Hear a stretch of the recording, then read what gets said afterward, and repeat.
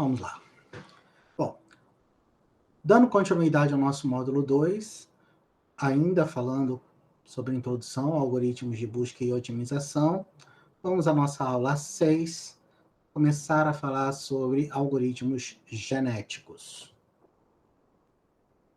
Esse módulo ele tem como objetivo introduzir o assunto de algoritmos de busca e otimização, apresentando os conceitos principais e alguns dos principais algoritmos que utilizamos em conjunto com problemas de inteligência artificial. Foco nesta questão. Então, nós estruturaremos essa parte desta aula em introdução e fundamentos do algoritmo, e na próxima aula, aula 7, nós falaremos sobre exemplos práticos. Introdução, né, do assunto,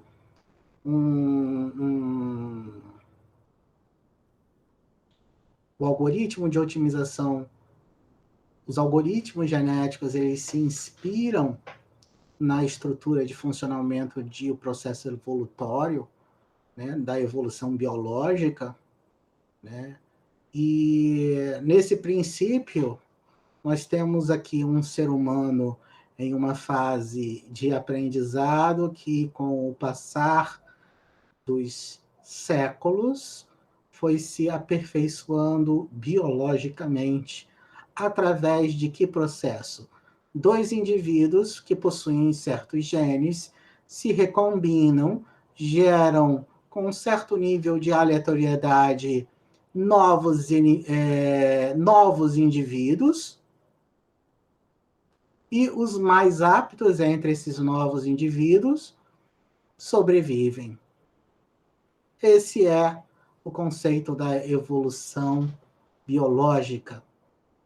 Um detalhe prático, não imagina como pode ser difícil achar essa figura para representar um slide que não seja um meme. É incrível, tá? Mas é mais difícil achar. Eu passei mais tempo procurando esta figura do que fazendo o restante do curso, do restante dos slides desse da próxima aula. Uma coisa extraordinária. Aproveitem bem essa visão. Enfim, a diferença entre os algoritmos genéticos e a evolução biológica da natureza é que na natureza não existe critério para interrupção do algoritmo. Nós estaremos em contínua evolução, muito embora não pareça quando nós observamos certas coisas, a verdade é que nós estamos em contínua evolução biológica. E quais os fundamentos teóricos por trás desses algoritmos? Tá? Vamos lá. Então, nós vamos aos principais conceitos associados a algoritmos genéticos, né? E o que nós temos? Nós temos algumas das coisas que nós conhecemos de outros algoritmos, utilizando terminologias que o aproxima das utilizadas pelo pessoal de genética. Tá? Mas é apenas uma forma que essa metodologia encontrou de chamar algumas coisas que a gente já conhece.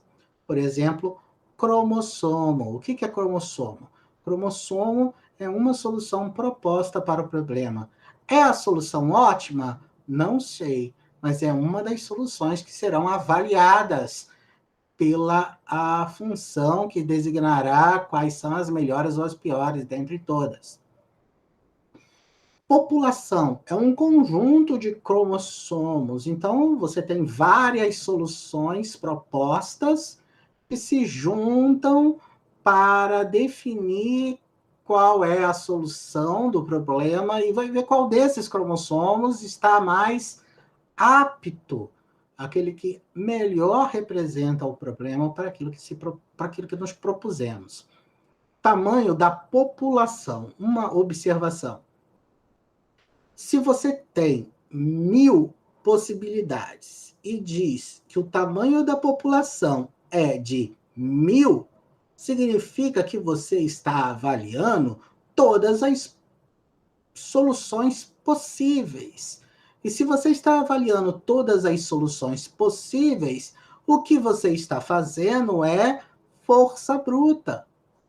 Então, quando você utiliza algoritmo genético, o que você tem como uma questão teórica é que se você tiver uma população de tamanho muito grande, você perdeu o sentido de utilizar um algoritmo genético. E se for muito pequena?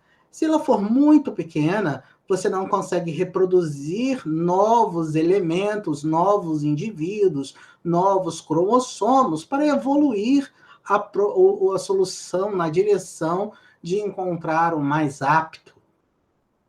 Genes. Os genes são partes do cromossomo. Ele pode ser um elemento binário, ele pode ser texto, valores numéricos, texto aqui no sentido de representação, obviamente, valores numéricos a variar do problema, né? Um cromossomo ele é composto por um ou mais genes. Também depende do tipo de problema. Nós vamos ver isso com mais clareza mais adiante. Recombinação é uma metodologia de combinação de cromossomos para produzir uma nova geração de indivíduos. Então, eu tenho dois indivíduos, dois cromossomos, que você faz com que parte dos genes de um com os genes de outro encontre a nova proposta de solução. No nosso processo de recombinação, nosso objetivo é gerar descendentes, uma nova geração, melhores do que a geração anterior. Os novos cromossomos possuem uma combinação de genes dos cromossomos que o gerou. A combinação de dois cromossomos ocorre de acordo com uma certa probabilidade dada por uma certa metodologia.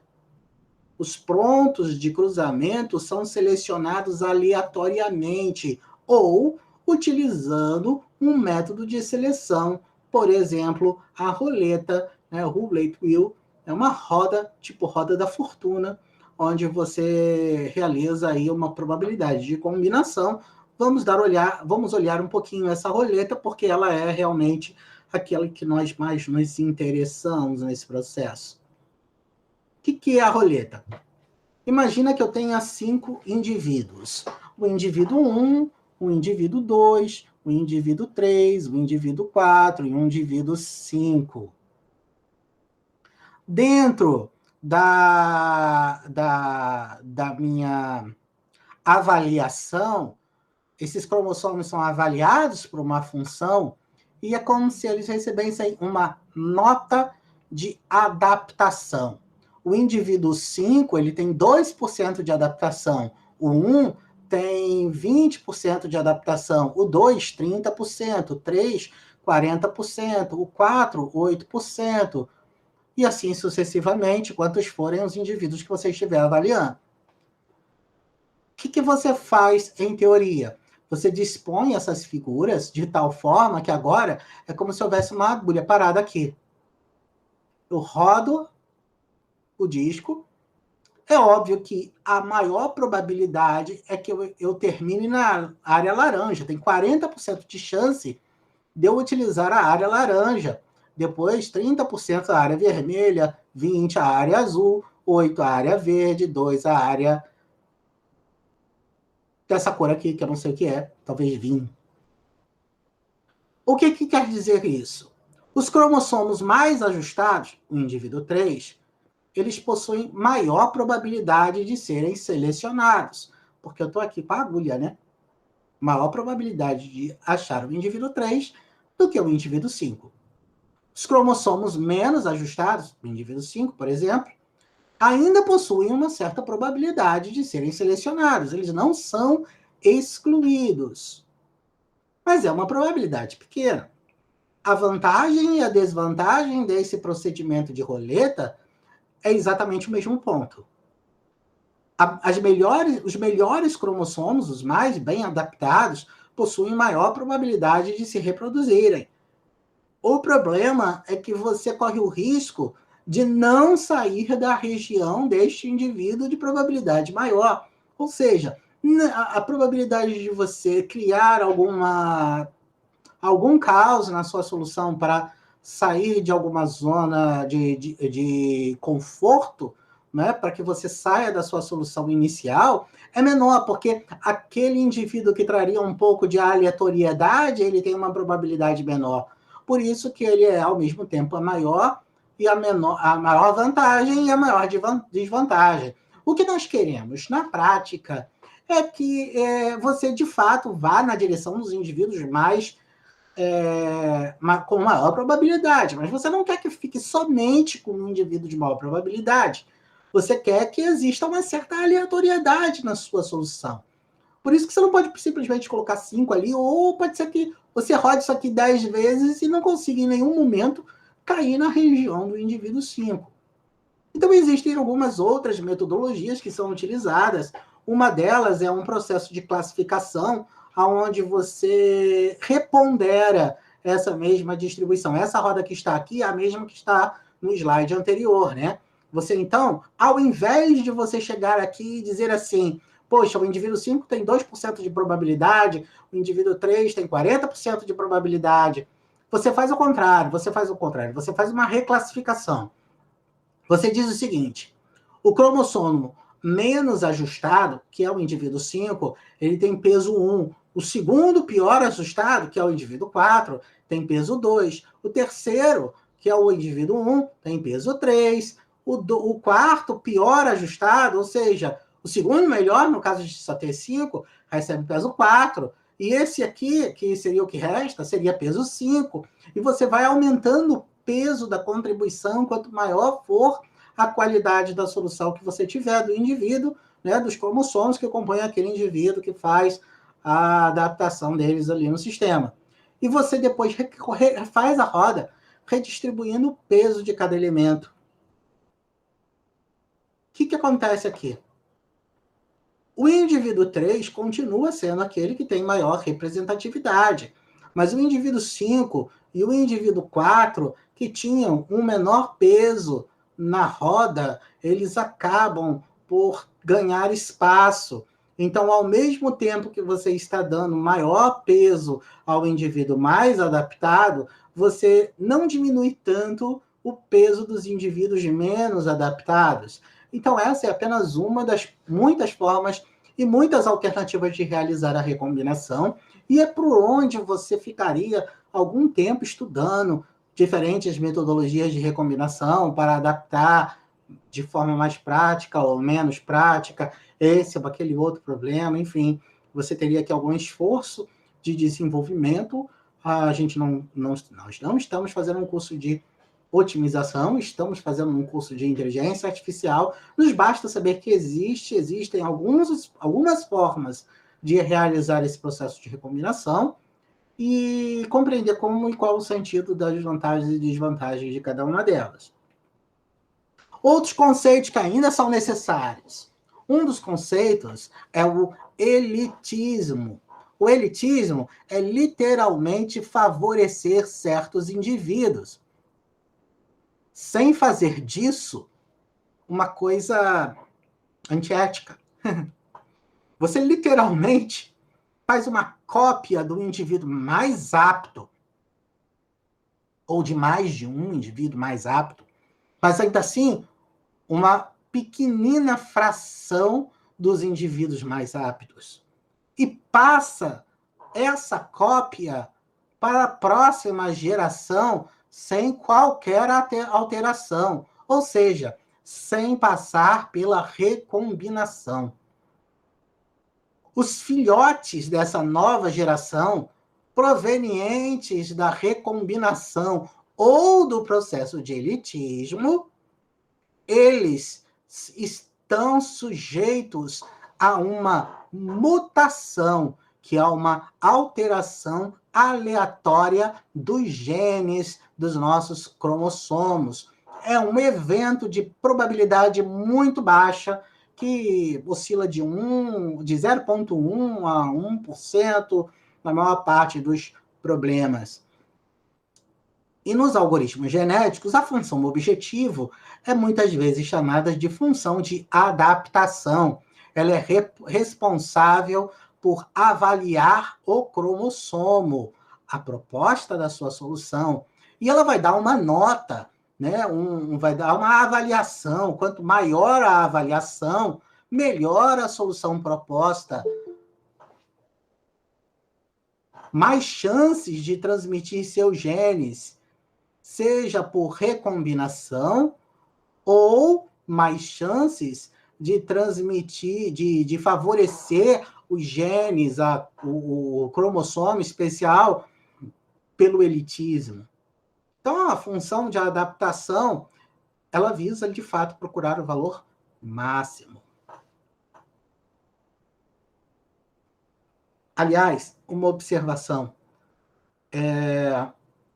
No R, nós vamos procurar o valor máximo, mas eu conheço implementações em Python onde a forma com que foi adaptado, eles procuram o valor mínimo, tá? Adaptado à implementação do código, tá bom? Foi para encontrar o valor mínimo da solução. Na teoria, e no R, seria valor máximo, mas isso é coloquialismo, né? Lembra que o mínimo de uma certa função é igual ao máximo do negativo daquela mesma função. Como funciona o algoritmo genético? Como funciona o fluxograma? Nós temos o problema, fazemos uma geração aleatória, é a primeira população, submete essa geração aleatória à avaliação pela função de adaptação, que avalia a adaptação. Ou você tem alguma forma de dizer que aquela é a solução ideal, ou acaba o tempo. Se sim, se acabou o tempo, ou se você sabe que aquela é a solução ideal e ela de fato é, você já tem o resultado. Se nenhuma das duas coisas foi alcançada nesse momento, você submete esse resultado, essa geração, a um procedimento de cruzamento, onde você selecionou previamente os elementos de elitismo, caso exista no seu código. A nova geração produzida é colocada para uma eventual probabilidade por mutação, e isso produz a real nova geração, que é novamente avaliada, e você repete esse ciclo até que ou acabe o tempo, ou você, de fato, encontre a solução que você já sabia que teria que alcançar. Quer dizer, do tipo, se você sabe que a solução tem que ser se você tem certeza que a solução ótima é aquela que faz com que o valor da sua função de adaptação seja igual a zero, você pode implementar um critério de interrupção desse fluxo que diz assim, quando a função de adaptação retornar a 10 a menos 16, trunca, e aquele é o resultado. Perfeitamente válido, tá? Do contrário, você vai ficar rodando aqui até que acabe o tempo, e por tempo, normalmente é o número de interações que nós especificamos. Algumas das principais referências sobre o assunto, não tem muita coisa a mais para se falar, tá? Para dizer bem a verdade, esse livro aqui, ó, Melanie, de 1999, Introduction to Genetic Algorithms, é muito pequenininho, dá uma boa ideia de que realmente não tem muita coisa a mais para ser dita, tá? Obviamente tem coisas que eu não disse, mas é um assunto de fácil estudo e, na verdade, os algoritmos genéticos, eles têm essa característica de ser um assunto que você pode usar para problemas práticos com relativa facilidade. Aqui tem algumas outras referências. O pacote que nós vamos utilizar para resolver os problemas no R é o que nós chamaremos de GA, a Package for Genetic Algorithm in R, publicado pelo Lucas Skruka em 2013, tá? É uma publicação no Jornal de Estatística, e tem aqui outra publicação do mesmo autor. São ótimos textos, diga-se de passagem, mas o que importa nessa situação aqui é que compreenda que nós temos, sim, muito bom uso para os problemas de algoritmos genéticos. Então, nesta aula, nós estudamos os aspectos teóricos dos algoritmos genéticos. Obrigado.